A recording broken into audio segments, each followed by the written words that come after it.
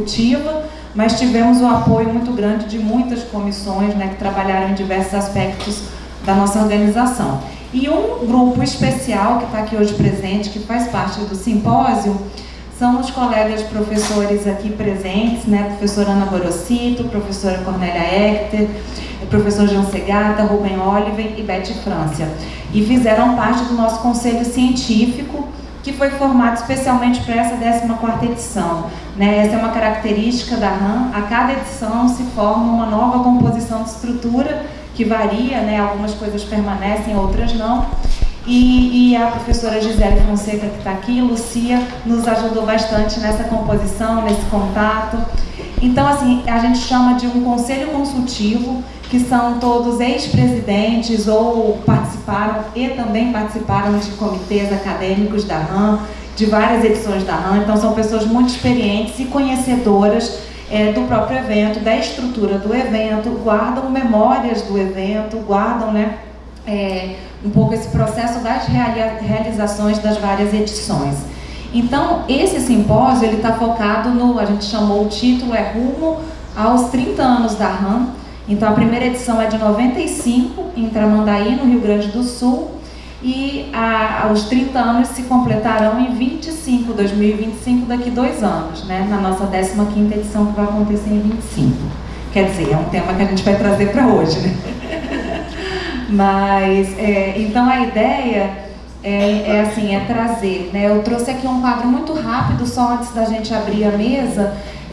A gente está na 14ª edição, então, para vocês terem ideia, houve 3 edições no Uruguai, 4 edições na Argentina, 7 edições no Brasil, tendo sido a primeira, né, em Tramandaí, no Rio Grande do Sul, e depois vou fazer ali pelo Brasil, né, a primeira, depois a 4ª, que foi na Federal do Paraná, em Curitiba, a 5ª, em 2003, Federal de Santa Catarina, Florianópolis, a 7ª, 2007, na Federal do Rio Grande do Sul, em Porto Alegre, 2011, novamente Curitiba, 2019, novamente Federal do Rio Grande do Sul, em Porto Alegre, a nossa atual, agora de 23, aqui na UF em Niterói, né? Como dissemos na abertura, é a primeira edição fora do eixo sul do país, né?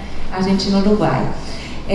Aqui na Argentina, temos de 99, a 3ª edição, na Universidade de Misiones, em Posadas, 2009, Buenos Aires, que foi a 8ª edição, a 10ª edição, 2013, na Universidade de Córdoba, e a 12ª RAM, 2017, na Universidade de Misiones, Posadas, Argentina.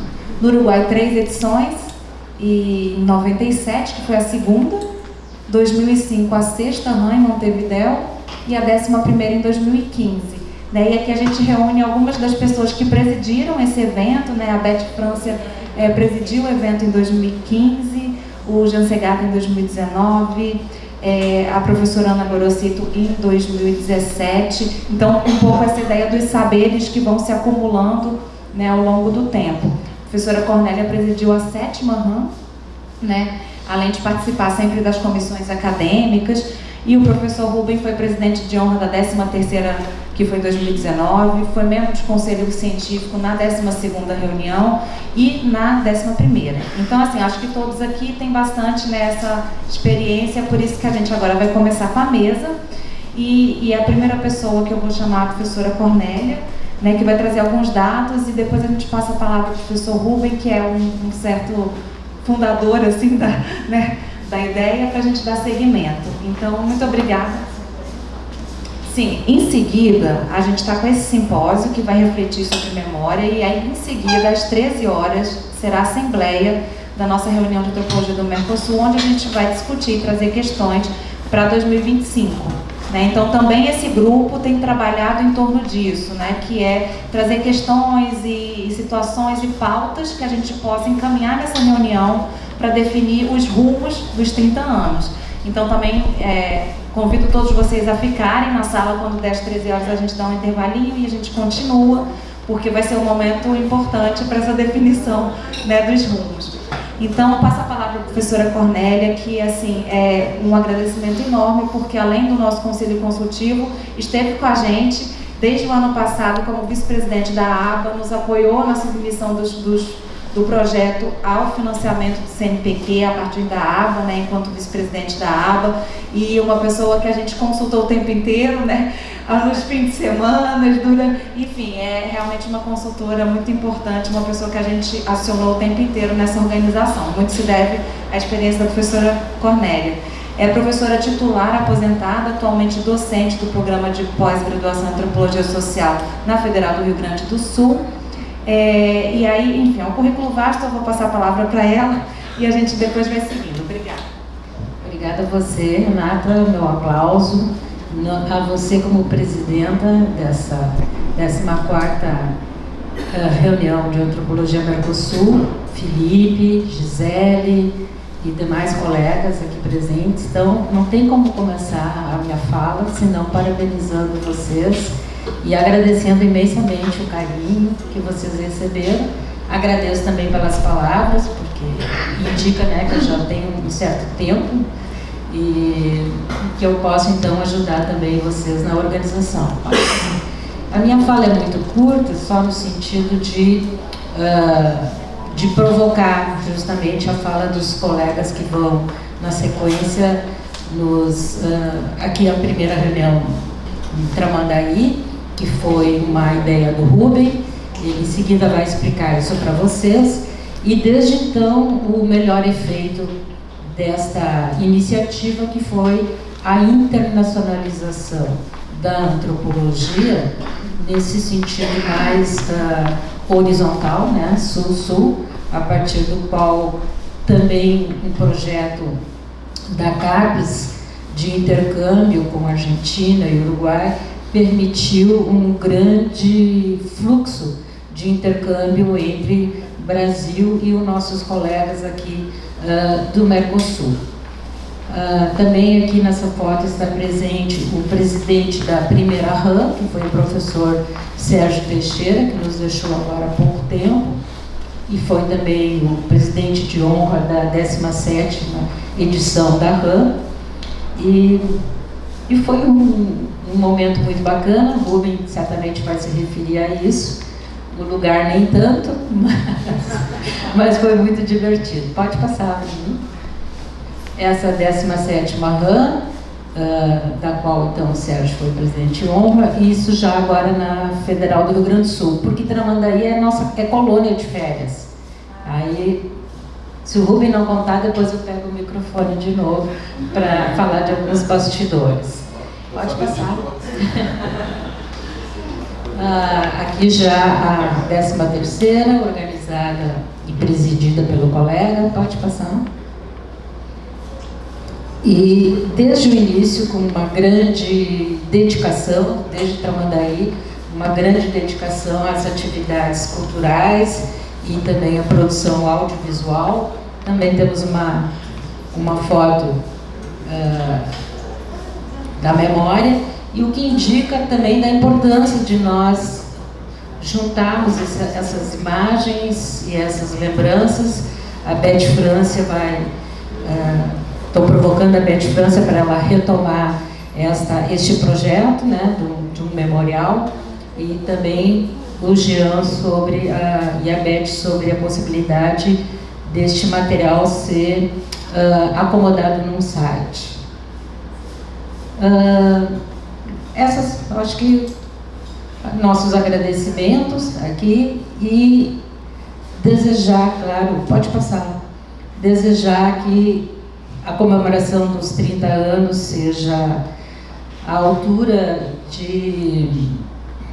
desse acúmulo, né, de conhecimento e de troca, sobretudo incentivando, sobretudo, a internacionalização sul-sul.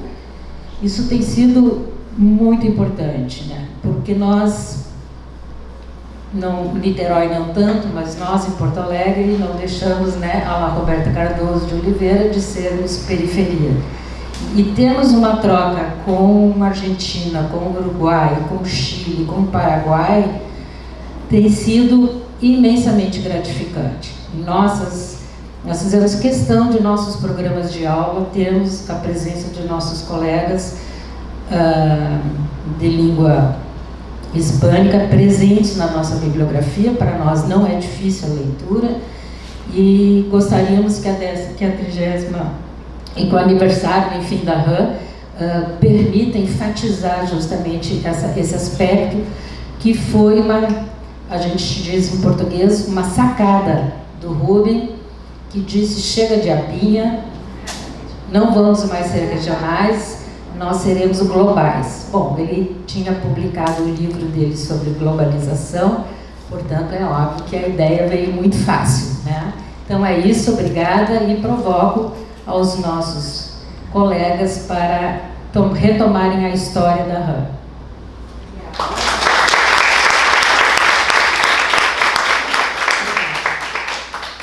Os demais colegas, alguém vai apresentar aqui, não?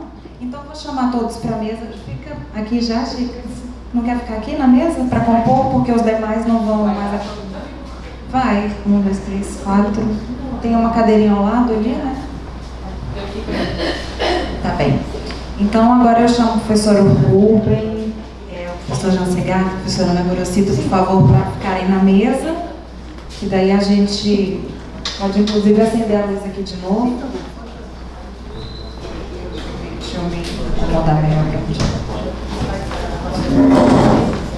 Então agora cada um vai falar, né, dessas memórias, um pouco recuperar, né, esses processos que são muito locais também, embora a RAM seja uma reunião do Mercosul, mas a depender da sede, né, os aspectos a serem olhados, o universo a ser, né, organizado é muito diferente. E, enfim, também é uma reunião que já vai fazer 30 anos, então tem uma história longa e eu acho que cada um vai poder trazer algum aspecto. Então passo imediatamente ao professor Rubem. Obrigada.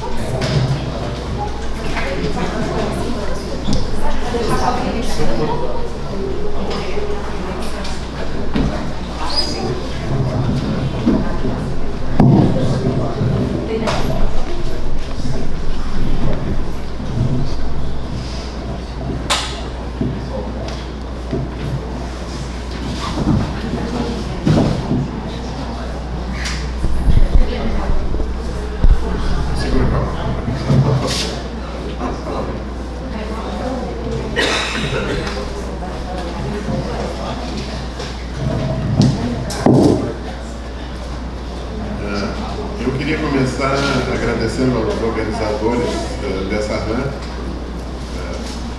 a Renata, o Felipe, a Débora, todas as pessoas que se envolveram nisso. Eu estava comentando há pouco a Renata que o congresso é um pouco como luz, né? Quando tem luz, todo mundo acha que é natural, eles só se dão conta que tem alguma coisa atrás da luz quando falta luz. Então, organizar um encontro como esse é um trabalho muito grande e eu acho que estão sendo muito bem sucedidos e eu acho que todos são gratos pelo que vocês estão fazendo. A Chica me colocou, onde é que a Chica? Me colocou numa posição de ter que revelar os bastidores. Não sei se eu sei todos os bastidores, eu estou até curioso que me conte alguns que eu não sei. E eu também não vou contar todos. Ok. Deixa eu contar um pouco. Quando a gente vem num encontro como esse, parece assim que tudo foi planejado com muita antecedência. A história da RAM, na verdade, é uma série de coisas planejadas e não planejadas. Durante a década de 80, eu não me lembro nem que ano foi, nós do Rio Grande do Sul dissemos para os colegas de Santa Catarina, assim, por que vocês não nos convidam para ir para Florianópolis e a gente troca um pouco de informação de o que a gente está pesquisando e o que vocês estão pesquisando. E eles disseram tudo bem, e nos convidaram, não me lembro quem financiou, se a gente se autofinanciou, e eu acho que cabia todo mundo dentro de 2 combis, dava para transportar todo mundo do hotel, da universidade, voltar. E eu não me lembro de coisas organizacionais, porque era um encontro muito pequeno, e as pessoas chamaram aquilo de abinha, que tinha a aba, fazer a reunião nacional, fazer a RBA, e a nossa era uma reunião literalmente regional, então ela era a BINHA, esse formato. E aí, passado mais um tempo, a gente resolveu envolver o pessoal do Paraná, então fez um encontro em Curitiba, e que era uma BINHA também, depois teve um outro encontro, e Aí, de 93 até o final de 94, começo de 95, eu estive nos Estados Unidos como solicitante na Universidade da Califórnia, em Berkeley. E quando eu voltei, claro, sempre a gente é penalizado, me deram a coordenação do curso. Você não, coordena, já que tu ajudasse a criar, está acostumado. E olha, tem que organizar a próxima minha também. Está bom.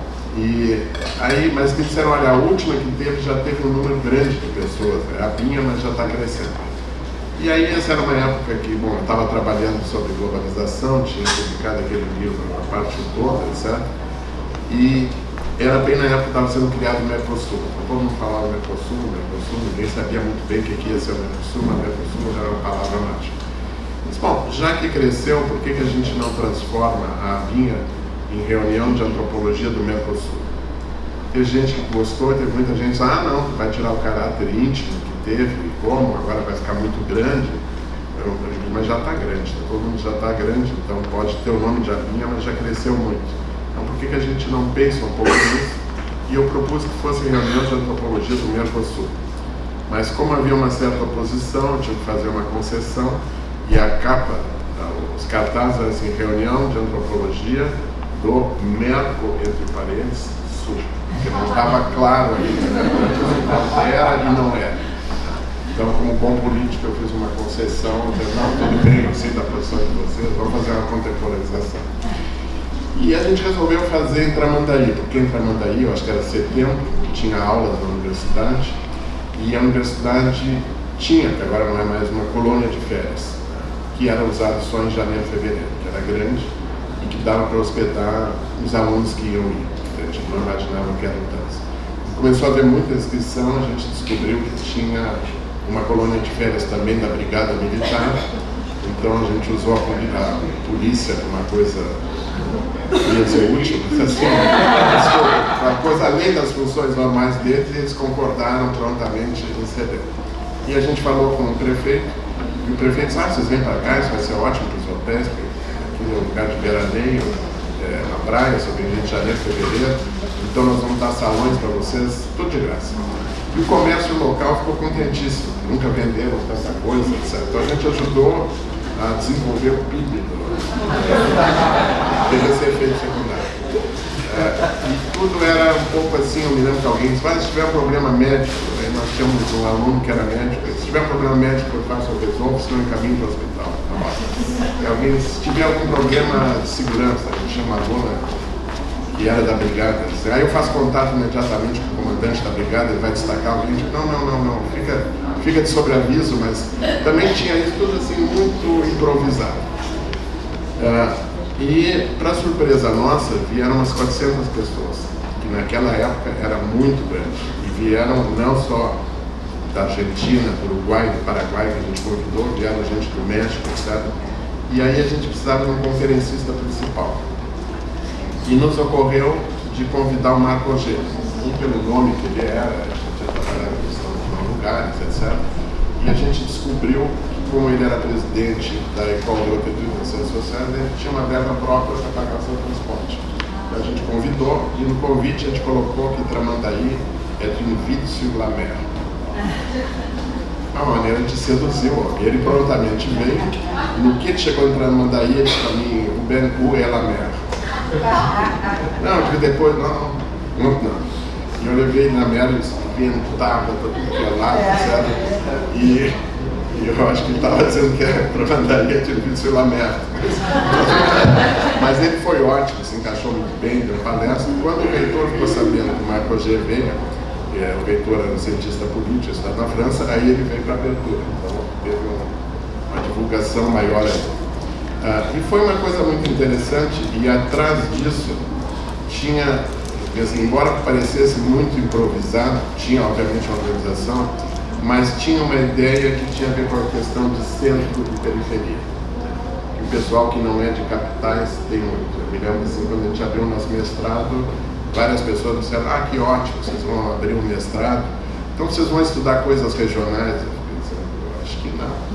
Bom, e depois vocês vão nos mandar alunos para o doutorado, talvez no começo, né, quando vamos criar o nosso doutorado. Então, assim, era uma ideia de que dos grandes impérios tinham perdido seu centro, o que exatamente é o centro do Império Britânico, o que é o centro do Império francês, a periferia estava invadindo o centro, e também qual era exatamente o centro do Brasil. Não era mais o Rio de Janeiro, São Paulo talvez centro econômico, Brasília centro político. Bom, e aí a gente disse, bom, de alguma maneira Porto Alegre é a capital do Mercosul. Então a gente estava mexendo um pouco com essa questão de descentralizar, e também era um pouco uma ideia não tão explicitada de um sul global. Você falava ainda do sul global, mas era a ideia assim, a gente vivia indo para congressos, eu acho que eu ia mais para Recife do que eu ia para Montevideo, Buenos Aires. Então a gente resolveu ter mais contato com nossos colegas da Argentina, Uruguai e Paraguai, depois de outros países, e a ideia também era discutir um pouco o que era o sul global, por que a teoria era produzida sempre no norte e a nós cabia fazer dados. Então tinha algo assim, não tão explicitado. Obviamente que a gente não dizia o que a gente queria isso nos papers, mas isso já estava muito presente, né? Era uma coisa muito importante. Desde lá muitas coisas mudaram, um que realmente foi um sucesso no sentido de ir para vários lugares diferentes. O Uruguai começou, depois a Argentina, vários lugares do Brasil. A gente está muito contente de estar sendo feito aqui, porque ampliou, mostra que a gente não quer se separar. A gente já tentou em 1875, mas o Rio Grande do Sul não quer se separar do Brasil. Ele até governou, amarrou os cavalos ali no Belisco, mas a gente tem uma boa relação. Então, assim, não é obviamente uma ideia separatista, mas é uma ideia que eu acho que aparece na antropologia. Hoje em dia tem 33 programas, eu acho, de antropologia em todo o Brasil, muito espalhado, de ótima qualidade. Esse programa é um exemplo muito claro, que também tem a questão do centro, Rio e a periferia, Niterói, que é uma coisa que eu acho que está presente o tempo todo. E eu acho que tem uma outra coisa também, quer dizer, a antropologia brasileira cresceu muito. Ela é uma antropologia considerada muito original, muito respeitada. Ela estuda temas que outros lugares não estudam. A antropologia urbana, minha área, que é uma área que Chica está desenvolvendo muito. Na França, a antropologia urbana sempre tem que explicar por que eles estão fazendo, estão estudando na França, que isso deveria ser sociólogo que eles estão fazendo. E a antropologia no Brasil não pede desculpa para ninguém. A antropologia no Brasil estuda, além de povos indígenas, ela vai lá e estuda o poder, estuda sindicato, opina sobre o que é o Brasil. Então, a própria situação da antropologia se modificou de uma forma assim, muito, muito forte. A antropologia era, até a década de 60, uma ciência social marginal, estudava indígenas, e para as ciências sociais marxistas, indígena era um camponês que não sabia que era camponês, a questão étnica não era tão importante, e ela foi gradativamente entrando nos núcleos mais importantes da sociedade brasileira e se afirmando de uma maneira muito forte. Esse congresso e outras edições são prova disso. Em qualquer congresso de ciências sociais no Brasil, quantos inscritos tem? 2.500? Já tem 3.000. Já tem 3.000. Né? Bom, é um número muito grande, acho que a gente vai ter que discutir isso depois, é um número muito grande. Isso se deve, eu acho, a várias coisas. Assim. A pujança da antropologia, o próprio fato que a antropologia brasileira está se internacionalizando. É interessante para pessoas de outros países virem para cá, e também a participação / pressão de que alunos de pós-graduação apresentem trabalhos. Antigamente, a Unbox, que sempre tem um baile, pelo menos até o final da minha gestão tem, não sei se agora tem, sempre tinha um baile final, um baile chamado Dance com sua bibliografia. Quem apresentava os trabalhos eram os professores, mas os alunos iam para ouvir e muitas vezes para dançar. Olha, fulano está fazendo teste sobre isso, olha como ele está dançando, especialista na área. Bom, agora os estudantes estão apresentando também, o que é muito bom, estão apresentando. Em parte há uma pressão, todo mundo quer construir seu lar, vocês têm como é que chama, a sucupira, essa coisa toda. Mas também mostrando que, enfim, que há uma produção muito grande e que muitas vezes escoa aqui, o que coloca muitas vezes queixas. Bom, eu não conseguia tudo ao mesmo tempo, é difícil.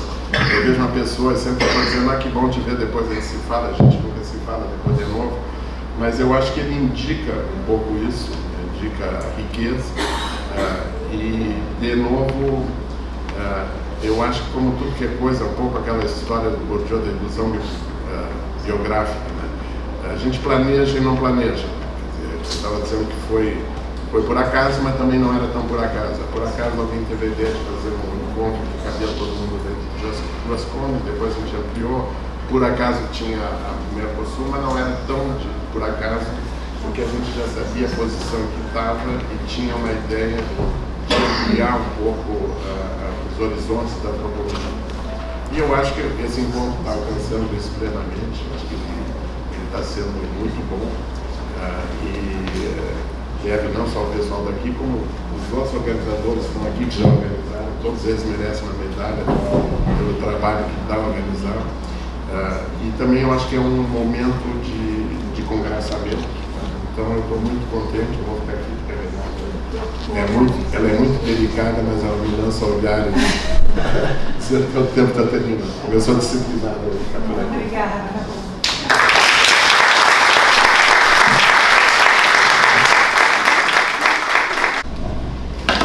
Bueno, buenos días a todos, a todas. Agradecer, por supuesto, esta mesa, que estén aquí presentes presidentes, expresidentes de la RAM. Agradecerle a mi colega que me está acompañando acá, Pablo Gatti, desde Uruguay. Inti, el presidente de Aguas, está por llegar ahora en cualquier momento. Así que bueno, lo vamos a tener aquí también acompañando en la reflexión. Quiero comentarles que Nicolás Guigú era el presidente del departamento en ese momento, en el año 2015. Yo presidía Aguas y co-coordinamos la RAM. Fue un trabajo sumamente intenso, como ya saben todos, muy desafiante y sumamente agradable también, porque trabajamos 2 años desde una RAM a la otra y tomamos algunas decisiones que, si bien pueden ser de mayor desafío, entendemos que fue óptima, y lo que derramó de alguna manera, no solo para la antropología uruguaya, sino para la antropología de la región, fue sumamente importante. Nosotros definimos realizar la RAM haciendo toda la gestión de la misma desde Aguas, desde la Asociación Uruguaya de Antropología. Tiene enormes dificultades porque implica mucho trabajo de organización, mucho diálogo. En aquel momento estábamos lejos de ser expertos en el tema, en organización, y tuvimos que aprender de forma muy rápida. A veces pensamos y hablamos con los colegas, era otra época, sin duda. En 10 años pasaron muchísimas cosas, en 8 años pasaron muchas cosas. En aquel entonces hacíamos la inscripción vía correo electrónico, en una planilla Excel llevábamos el registro. Hoy lo pienso y me parece una maratón descalzos. Enorme el trabajo y muy artesanal. Cuestión que increíblemente, pero 2 años después, en la RAM de Misiones ya fue diferente. Más allá de que teníamos una plataforma digital donde la gente podía inicialmente inscribirse, el correo electrónico, ese contacto directo con cada uno de los inscriptos, era persona a persona, lo hacíamos desde la Secretaría de la RAM. En esa RAM también una de las cuestiones importantes fue que en la asamblea final propusimos poder hacer un relevamiento y recuperar las memorias RAM. Aquí está Lía Ferrero y Pablo, que fueron quienes fueron acompañando y evaluando el trabajo que fuimos haciendo, porque con una colega argentina, Zuleika Crosa, fuimos haciendo el trabajo de contactar a todos los expresidentes de la RAM para empezar a conseguir información de primera mano, cómo lo habían hecho, la estructura del Congreso, qué nos sugerían para adelante. Y de hecho me pasó cuando nos contactamos para empezar a trabajar para esta RAM, que algunas cosas estaban tomadas. Yo decía, se ve reflejado ahí, y me generó como mucha alegría. Bueno, recuperando esas memorias RAM, nos encontramos con una primera dificultad, que sería importante poder trabajarlo a futuro. Muchas de las actas, de los programas, sobre todo de las primeras, están en formato papel. Entonces cuando fue la RAM de Misiones, fuimos directamente al departamento a tratar de recuperar un libro allí y lo conseguimos. Después teníamos algunas de Brasil, en Uruguay, y algunas actas de Argentina en la biblioteca, pero otras faltaban. Tuvimos el placer de poder contactarnos con Sergio Alves Teixeira, que lamentablemente falleció hace poco, y nos mandó por correo a la sede de Aguas fotocopia de las actas de la primera RAM de Tramandaí. Y bueno, lo tenemos allá. Sería ideal poder digitalizar todo, porque es mucho trabajo que hay. Tenemos, por ejemplo, de Córdoba, sabemos que hay un disco duro, un disco al cual no hemos podido acceder, entonces todavía queda mucho trabajo por delante. De la RAM que celebramos en Uruguay, no está online, o sea, hay trabajo. Esa RAM la tenemos respaldada en un disco duro, pero no está disponible. Hay muchos GT, muchas mesas, simposios, y sería ideal que lo estuviera. Les soy sincera, la bajamos por un tema de costos. Nosotros nos caracterizamos por seguir el tema de costos y finanzas muy de cerca, entonces tomamos la decisión de bajarlo. $1000 por año nos costaba, o sea, un importe muy importante. Y entendemos que sería ideal poder tener una sola página para todos los congresos RAM y ahí empezar a recuperar. Con Zuleika, nuestra colega argentina, también tuvimos la fortuna de poder hacer entrevistas vía Zoom a varios de los expresidentes de RAM. Tenemos respaldadas las entrevistas y sería ideal poder tenerlas disponibles. Llegó hasta el 2015 porque el trabajo lo hicimos en el 2016 y de Misiones ellos tienen todo disponible en la web. Yo quiero comentarles a ustedes que, bueno, haciendo recuperación de memorias, algunas de las cosas que me parecieron muy interesantes, porque eran como estructuras de RAM diferentes, fue la tercera y la cuarta RAM. La tercera estaba organizada por comisiones de trabajo en base a áreas temáticas. Eso fue la RAM como diferente. Capaz que fue por las primeras y tenía como otra creatividad. Y el presidente de esa RAM falleció también hace muchos años, Leopoldo Bartolomé, y bueno, pero dejaron mucho respaldado y eso es muy bueno. Y la cuarta RAM también está organizada como la tercera, pero lo interesante es que está organizada en el libro por autores. Eso me pareció muy interesante, pero que implica a la hora de sistematizar porque la información de la RAM, las actas, nos arrojan muchísima información, sobre todo qué temas fueron adquiriendo importancia a lo largo de las décadas, de cuál es más producción. Es un trabajo muy interesante. Y bueno, y la cuarta RAM fue un desafío poder detectar los temas porque nos leímos prácticamente todas las actas. Bueno, decirles además del crecimiento que es indiscutido, ¿no? De las primeras RAM, por ejemplo, de una conferencia central, algunas tienen tres conferencias. Este formato último de la RAM del 2019 y 2023 es bien distinto, con las mesas compartidas de conferencias. Eso lo hace muy ameno. Y lo que encontramos también fue que las conferencias muchas veces no forman parte de las actas y en algunos casos las publican posteriormente. sería maravilloso tener un libro de conferencias RAM, porque son imperdibles, realmente imperdibles.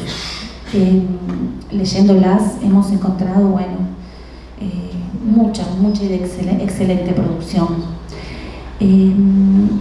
Bueno, finalmente decirles que sería muy importante poder consolidar de alguna manera el trabajo de la RAM, que continúe el diálogo entre un congreso y el otro, para poder ajustar cosas que muchas veces son que charlando con quienes participan aparecen muchas cosas, y bueno, y son siempre información, insumos para quienes después les toca asumir la responsabilidad, y eso es como ideal de alguna manera. Bueno, muchas gracias y seguimos pensando.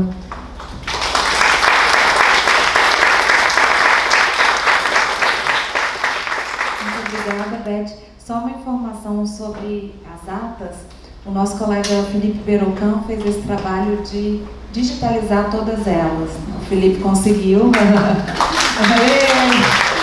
Queria agradecer muito o Felipe, com o apoio da Gisele, com o recurso da FAPEST do nosso programa de pós. Então o Felipe, que é um colecionador de livros, e conseguiu recuperar, e os que ele não tinha, ele buscou encontrar e digitalizou todos eles. Então a gente tem um material, sim, muito bom.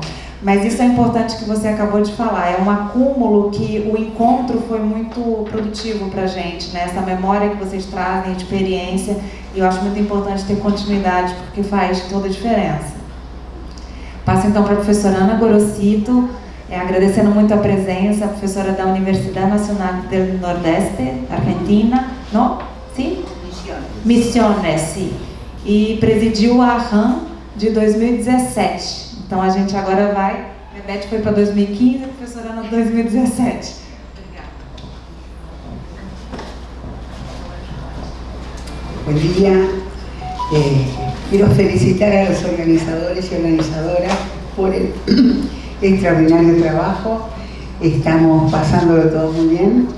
El afecto es impresionante, lo agradezco especialmente.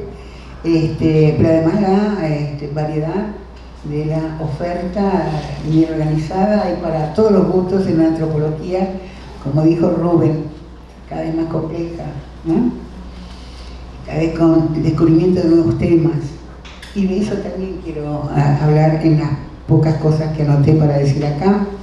Pero antes que nada, y retomando lo de Betty, ayer me escribe Marilyn Cebolla. Marilyn Cebolla fue vicepresidente del Congreso de la RAM 2017, muy prolija, muy meticulosa, y se ocupó de mantener activo el sitio 2017 hasta la semana pasada. Por eso me escribió tan desesperada. En realidad, el mantener el dominio activo corría por cuenta de la project manager, es decir, la muchacha, la profesional que había organizado para la RAM 2017 ese sitio, y olvidó de pagar 900 pesos, una suma ridícula, pero se olvidó de pagarla. Así que cuando me escribe ayer Marilyn por WhatsApp, me dice: mira, decirles que me estoy moviendo para recuperar el dominio, ponerlo a mi nombre, tengo que registrarme en la Agencia Federal de Ingresos Públicos, AFIP, o sea, una serie de trámites, pobre mi reina, así que cuando vaya la ayudaré en este tema, porque la verdad que hasta la semana pasada, si querían, podían bajarse certificaciones todavía, estaban plenamente activos. Bueno, esta es la situación hoy, un drama que esperamos superar.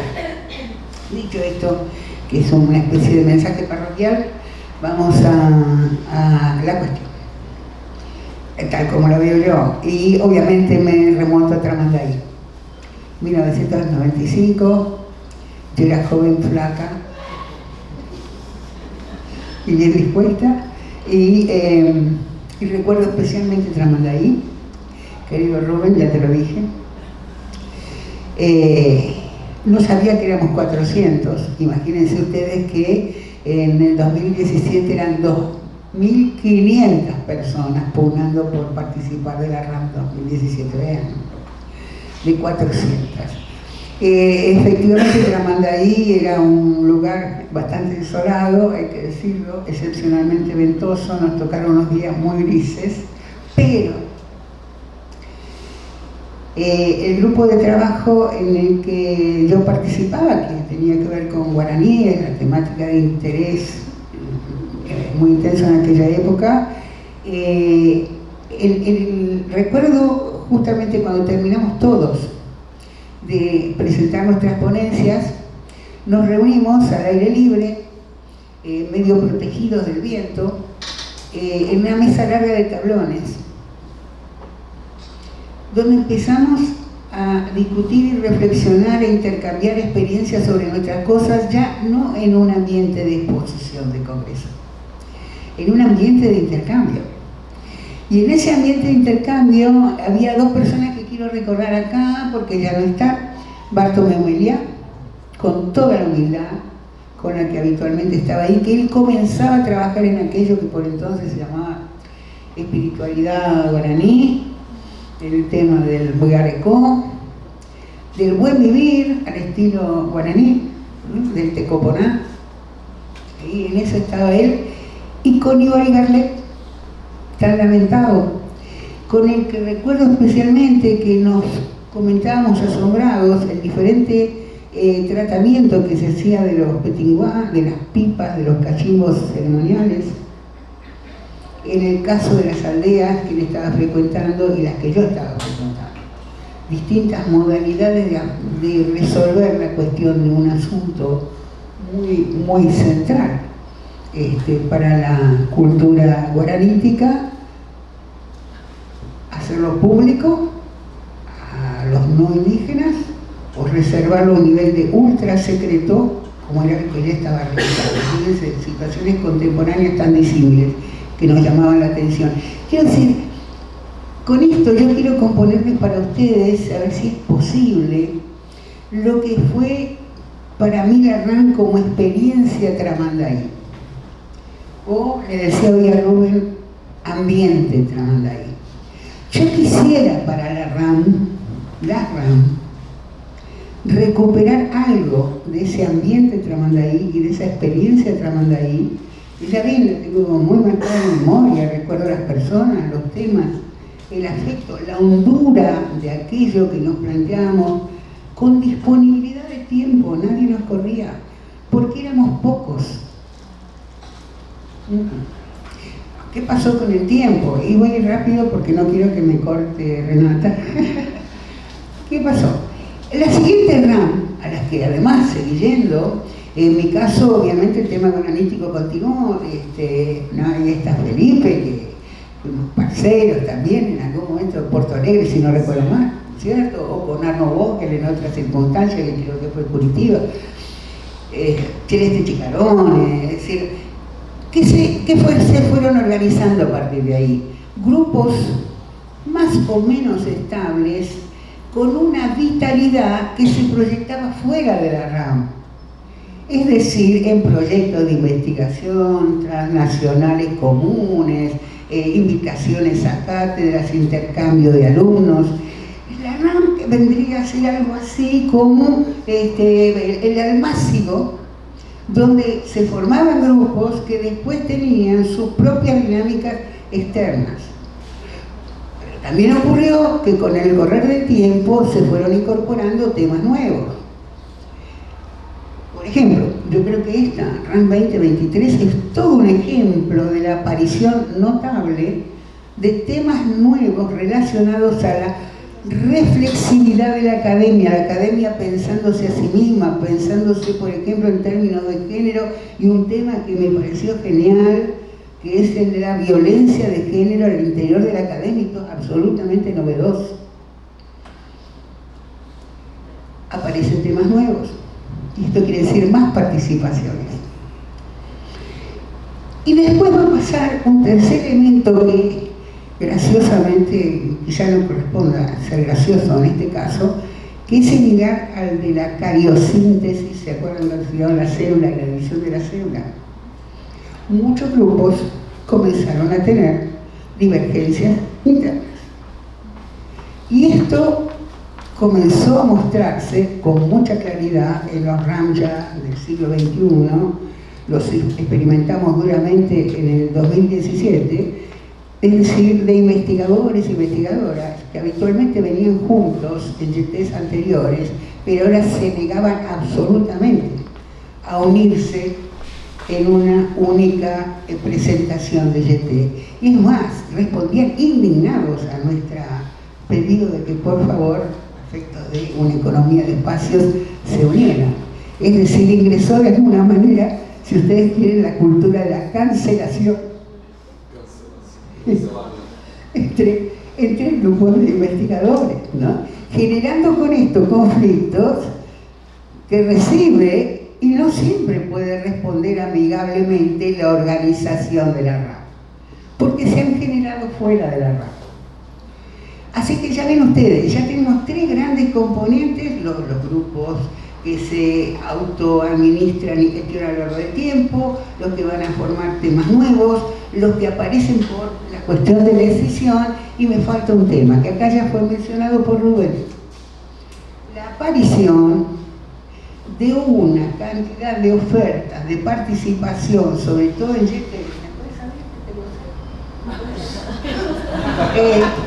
De intereses en presentar grupos de trabajo y dentro de los grupos de trabajo ponencias, ya no tanto por el interés de la revitalización del espíritu o el ambiente tramandaí, sino por el efecto al interior de la RAM. También pasa en otras organizaciones, en otros congresos, pero estamos hablando de la RAM.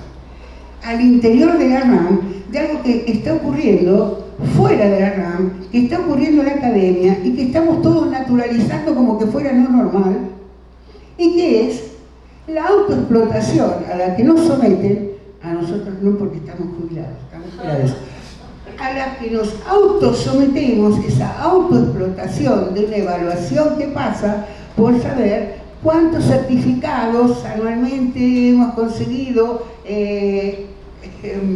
no digo producir, porque no siempre pasa por la producción, pero hemos conseguido obtener a través de nuestra actividad en congresos, eventos, simposios, publicaciones periódicas, con referato, sin referato, etc.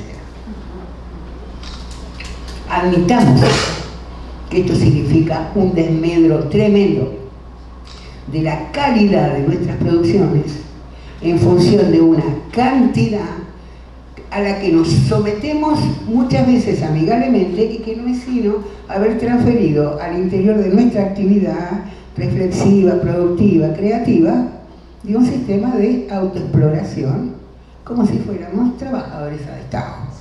Y este es el más deleterio de estos cuatro elementos que dije, que van aumentando la cantidad de demandas sobre los eventos y sobre la RAM.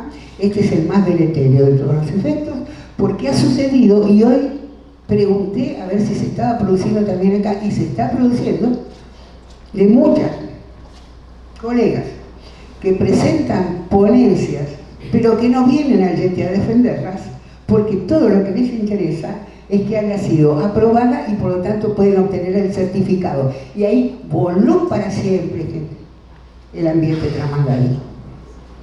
Estamos consintiendo que estos encuentros, que cuesta tanto trabajo producir, ¿sí?, no estén satisfaciendo la necesidad para la cual fueron creadas, es decir, el contacto, el intercambio, de descubrir nuevos temas, descubrir colegas, descubrir eventualmente amistades y por qué no amores, ¿no? Una dimensión.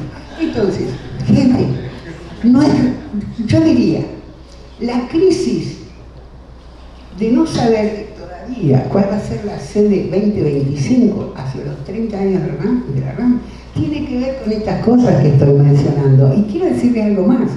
En el 2017 ya tuvimos ese problema, porque el 2017 iba a ser organizado en la UNILA.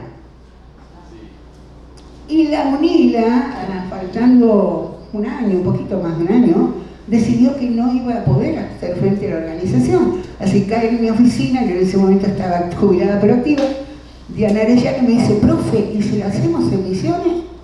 Bueno, bueno, dije, soy una loca, ustedes saben, los que me conocen, soy loca. Le digo, pues vamos, bueno, vamos, pero ¿qué pasó?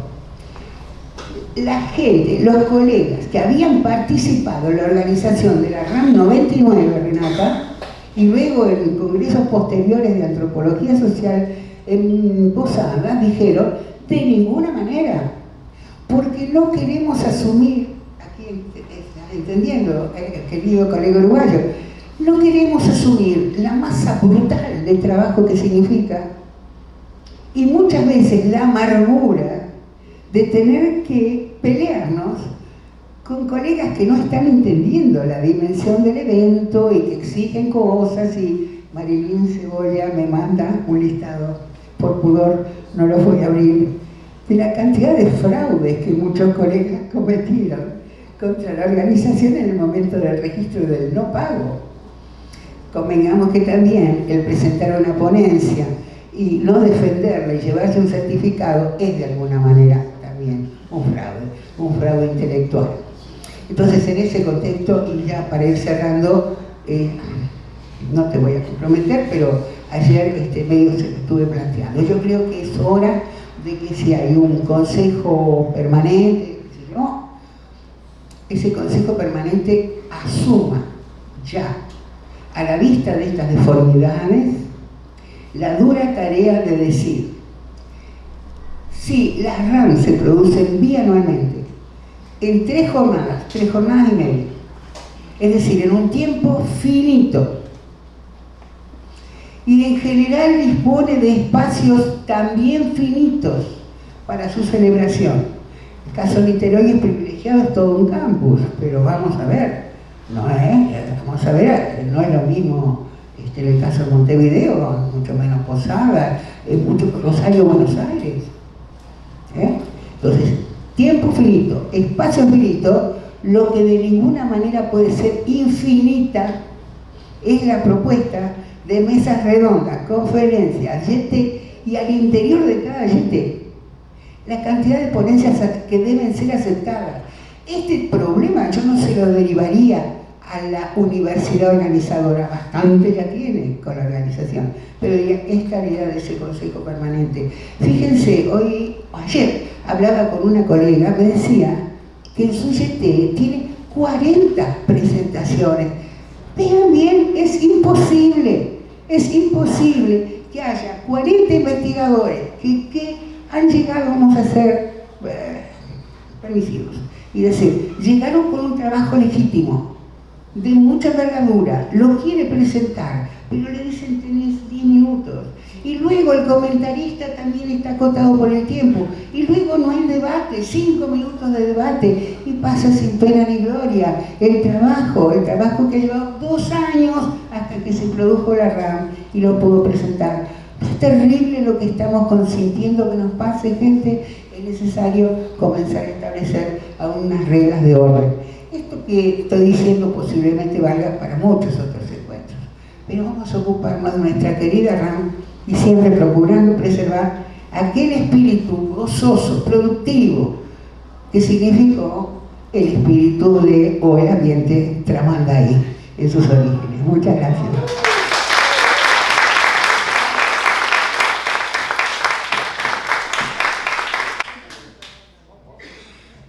Bom, agora, muito obrigada, professor. Adorei a expressão ambiente Tramandaí, eu acho que vai subir, né? O turismo Tramandaí agora vai bombar. A gente vai passar então agora para o Jean Segata, que é nosso colega que organizou a última RAM antes dessa, a RAM de 2019. Também agradecendo muito a expertise, né, e tudo que o Jean trouxe para a gente. Ele esteve aqui na UF na ocasião, antes da gente preparar, de 2021, né, e fez uma conferência e trouxe muitos materiais, enfim, também é um parceiro, colaborou nesse processo dessa RAM. Então, passar a palavra ao professor da Federal do Rio Grande do Sul, programa de pós em Antropologia e o programa de pós em Psicologia e Psicologia Social. E passar para o Jean. Obrigado, Renata. Bom dia a todos, todas. Bom, eu tenho que realmente iniciar a apresentação agradecendo muito você, Renata, Felipe, Gisele, Débora, todos os colegas da UF, docentes, servidores, administradores e estudantes, porque a gente está vivendo uma RAM maravilhosa e ensolarada, eu acho que a mais tropical assim, das últimas RAMs. Formada a partir de leituras europeias e norte-americanas, de antropologia quase que exclusivamente. Então, dialogar com os colegas do Uruguai, da Argentina, do Chile, do Paraguai, muitas vezes do México e de outros países da América Central, foi a minha primeira e definitiva experiência formativa do que hoje é tão vivo no vocabulário das novas gerações como sendo uma antropologia decolonial. A RAM era para mim um ambiente de viver na carne, o que hoje é um estilo de pensamento e um estilo de ação política. Ou seja, a RAM para mim sempre foi esse lugar de formação decolonial. Há quase 25 anos, quando a RAM organizou a primeira dessas reuniões, o Mercosul parecia acenar para novos destinos políticos, né? E não se reduzir um pouco a essa espécie de cavalo de Troia do mercado capitalista neoliberal. Mas felizmente o Mercosul que lemos no nome da RAM é um outro, né? É um lugar de diálogo, um lugar de encontro. E hoje, como sempre, de forma mais ou menos intensa na história do Cone Sul, mas também da América Latina como um todo, a RAM precisa ser esse lugar de solidariedade, de integração de forças. E é maravilhoso sentir essa antropologia potente que fazemos desde o sul do mundo. E lembrem ainda que em 1995 não tinha internet para todo mundo. Então, para a gente ficar trocando ideias e afetos e conhecimentos das outras antropologias. Então, a RAM formou esse lugar muito fundamental de encontros e de trocas, né, de antropologias sul-sul. Bom, a ideia original da RAM de Porto Alegre era, na verdade, se expandir ainda mais. Eu preciso rememorar aqui que nos nossos debates a gente queria trazer colegas do continente africano e da Ásia para somar novas vozes e promover o fortalecimento mesmo dessas antropologias não hegemônicas do sul global. Esse foi um desafio para a gente, mas também foi um desafio que foi limitado por muitas coisas, vocês podem imaginar, principalmente em termos financeiros, né? Então, a despeito da gente querer expandir a geopolítica do conhecimento contra-hegemônico, anti-imperialista, né, a gente trabalhou com essas limitações. A gente teve, né, alguns participantes, sim, do continente africano, do continente asiático, que participaram em algumas atividades por meio de redes de pesquisa mais ou menos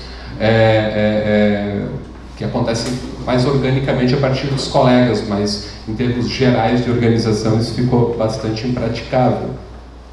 Mas a RAM, mas também a REABANI, vocês, né, talvez devam conhecer, a reunião de antropologia do norte e nordeste do Brasil, a ALA também, que, né, são esses lugares de cruzar esses pensamentos locais. E eles são acenos, né, acenos de um sul global.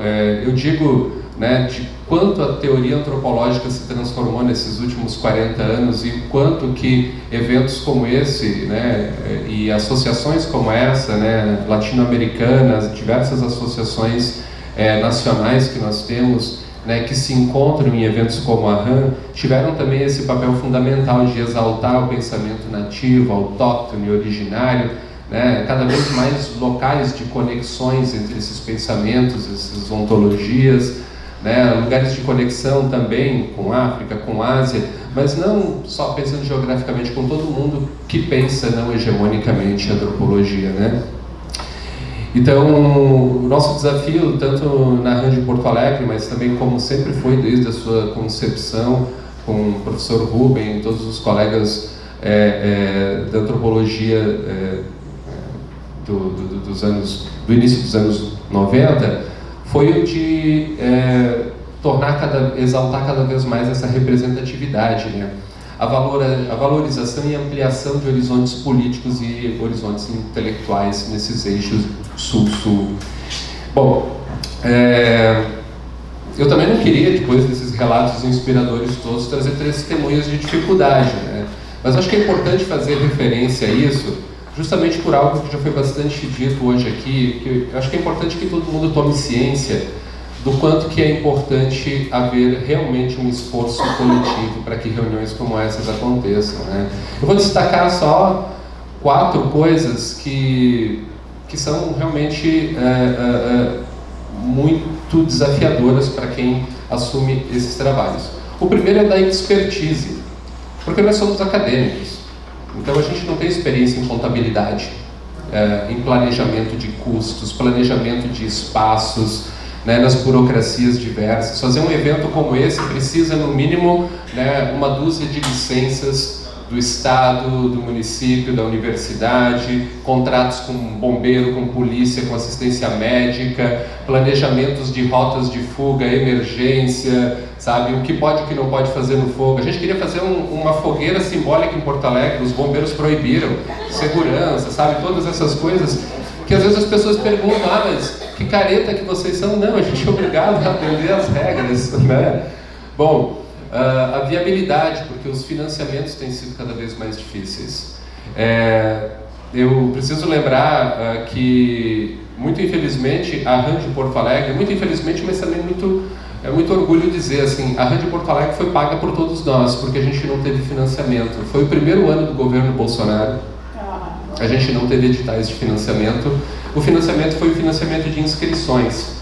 Foi muito curioso que, mais ou menos 7 meses depois de terminar a RAN, já em janeiro de 2020, a gente recebeu 15 mil reais do CNPq, porque tinha sobrado dinheiro dos editais que não tinham sido aprovados, e aí a gente financiou o pagamento de livros que estão sendo publicados com o selo da ABA, reunindo trabalhos que foram apresentados na RAN, para que a gente pudesse pelo menos...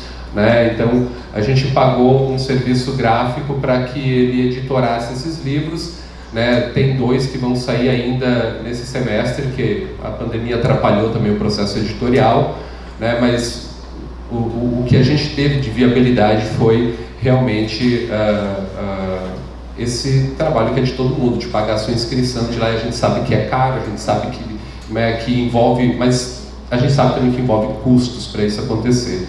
Parcerias também, parcerias locais, conseguir... Às vezes a gente fica um pouco intimidado na antropologia, sabe? Fazer parceria com hotel, antropólogo fazer negócio com hotel, sim, a gente tem que fazer parceria. Bom, anuncia o teu selo aqui no site da RAN, mas me dá 5 leitos lá para eu poder, né, passar para um participante e assim por diante. Bom, isso aconteceu, né, para poder fazer acontecer a RAN.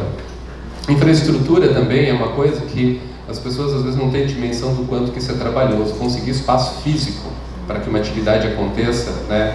E ainda mais quando a gente tem, né, a necessidade de, às vezes, dezenas de espaços físicos, às vezes uma centena de espaços físicos, né? Então você tem que negociar isso, né, com diversas burocracias, com diversas pessoas, e aí você precisa se preocupar se todos esses espaços, né, tem pessoal para poder atender, gerenciar, abrir a sala, né, se tem equipamento, se tem segurança, e segurança num sentido amplo, porque hoje eu posso falar assim aliviado para vocês, mas essa RAN de Porto Alegre para mim foi um assombro até o último dia, porque nós estávamos vivendo naquele semestre as primeiras invasões na universidade que eram promovidas por movimentos radicais, né? A emergência fascista do Brasil, ela se formalizava nas invasões da universidade, movimentos como Brasil Livre e assim por diante. Então a gente estava assim sob essa sombra de que, bom, imaginem se um grupo radical desse invade uma conferência, um auditório cheio e qualquer coisa nesse sentido. Então era um pesadelo. Quando acabou a gente disse, puxa, não teve nada, né?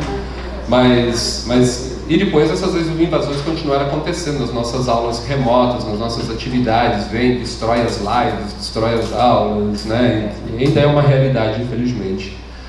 Outro desafio que era da inclusão, vamos assim falar amplamente, porque as nossas estruturas, na maior parte dos casos, elas não têm acessibilidade física em muitos lugares, né? Eu vejo aqui na RAN que há bastante espaço aqui na UF, eu acho que vocês são muito privilegiados em ter muitos espaços com acessibilidade, né? Nem todos, nem 100% dentro do que tudo o ideal que a gente espera, mas esse era um compromisso que a gente queria ter lá em Porto Alegre. A gente, né, já em 2019 a gente já tinha há pelo menos 2 ou 3 anos uma política de ações afirmativas para pessoas com deficiência na antropologia. A gente queria tornar isso também materialmente presente no evento, mas não era fácil. Nossas estruturas muitas vezes são antigas, sucateadas, né, e sem recurso para adaptações, né.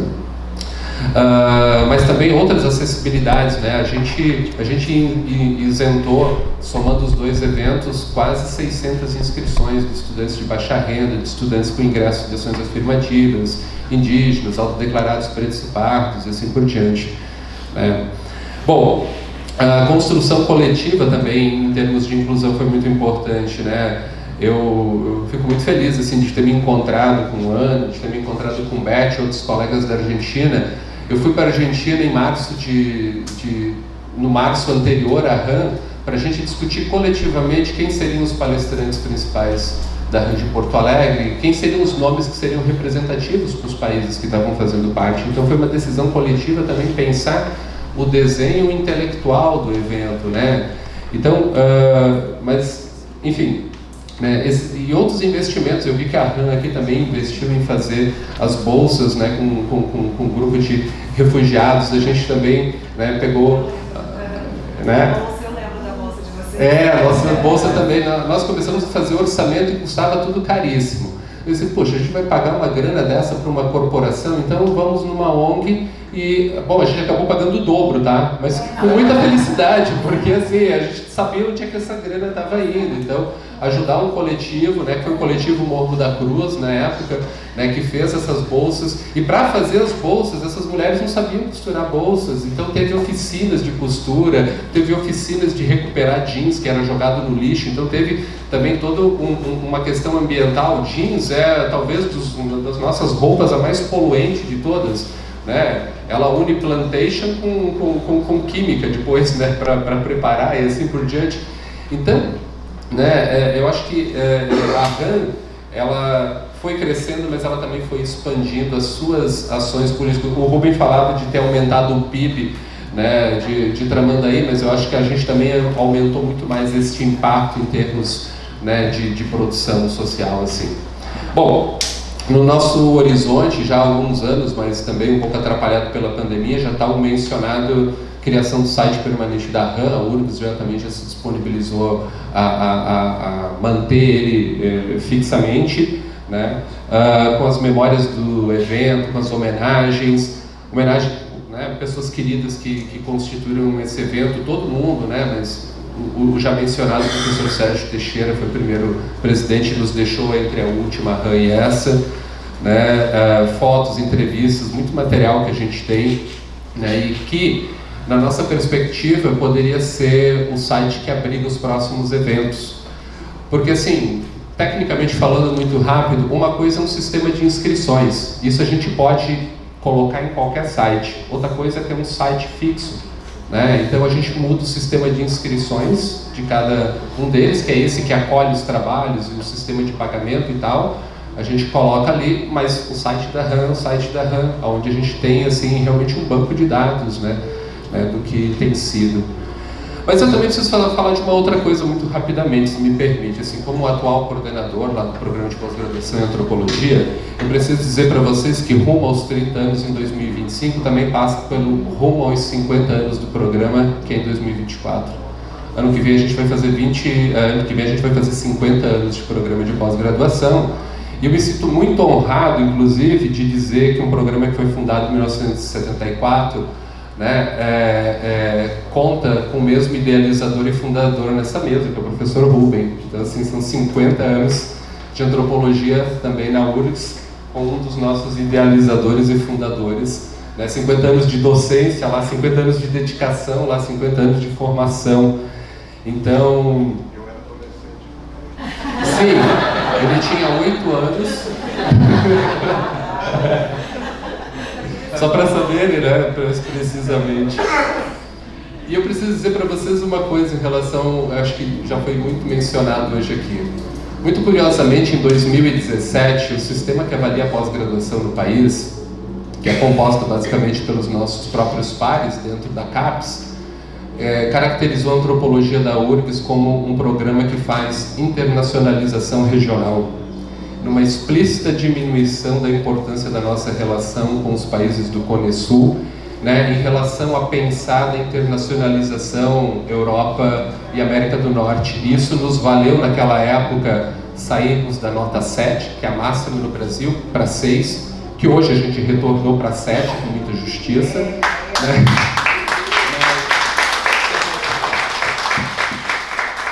Mas eu preciso dizer que a gente não se sentiu nada diminuído com sermos chamados de internacionalização regional, porque realmente o que anima e que nos orgulha é essa vocação que a gente assumiu de se integrar com o Cone Sul, de ser peça de fortalecimento das antropologias do Sul. Eu preciso dizer para vocês que aquele programa tem a singularidade de expressar as mais diferentes antropologias: saúde, religião, urbana, visual, indígena, quilombola, música, cidadania, direito, ciência e tecnologia, antropologia digital, ambiental, alimentação, política. Mais recentemente, temas como relações entre humanos e animais, temos um núcleo, deficiência, migração e assim segue. Então, mais do que grupos individuais, a gente criou estruturas de formação, né? Estruturas de núcleos, com ambientes ricos em formação plural, com diversidade temática, com diversidade teórica, com diversidade metodológica. E não é por menos que a gente se sente muito parte da RAM, porque egressos desse programa de pós-graduação compõem os quadros docentes da Argentina, do Uruguai, do Chile, de tantas partes do Brasil, do Paraguai, em muitos casos, inclusive, desenvolvendo, continuando e expandindo algumas das expertises das quais o próprio programa foi vanguarda, e ainda é em muitas delas. Então isso para a gente é um motivo de muito orgulho, né? Essa antropologia que a gente faz a partir do Sul.